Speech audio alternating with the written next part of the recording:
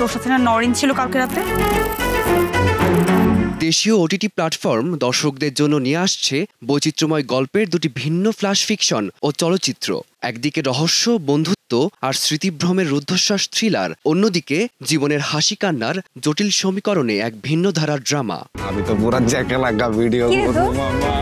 আপনি তো আরেক অপরাধ করে বসে আছেন। বৃহস্পতিবার রাতের আড্ডা ঘিরে যে রহস্য ঘনীভূত হয় সেই গল্পই বলে জাহিদ প্রীতম পরিচালিত থার্সডে নাইট। তানজিয়া মিথিলা, সৌম্যজ্যোতি সহ 4 জন প্রধান চরিত্রে অভিনয় করেছেন, যেখানে রসমন ইফেক্ট স্টাইলে মানুষ কিভাবে নিজের সুবিধা মতো একই ঘটনার ভিন্ন বয়ান তৈরি করে নিতে পারে সে মনস্তত্ত্বই তুলে ধরেন নির্মাতা। আপনারা আমাকে গল্প শোনাবেন। কিসের গল্প? থার্সডে নাইটের গল্প।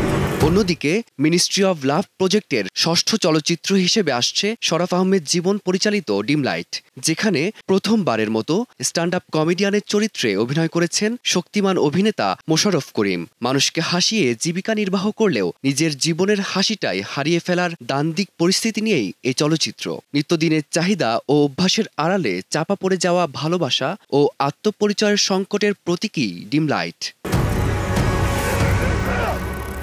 স্যার প্লিজ আমাকে একটু হেল্প করেন। থার্সডে নাইটের রহস্যময় টানটান উত্তেজনা এবং ডিম লাইটের ভেতরের দহন, এই দুই ভিন্ন স্বাদের নির্মাণ নিঃসন্দেহে দেশীয় ওটিটিতে নতুন মাত্রা যোগ করবে বলেই মনে করছেন সিনেপ্রেমীরা। তা আপনার সাথে কি ঘটলো সেটাই তো আপনি স্পষ্ট করে বলতে পারছেন না। ফারদিন মাঝহার, সময় সংবাদ, ঢাকা। শুধু মাঝখানে 12 ঘন্টা মিসিং।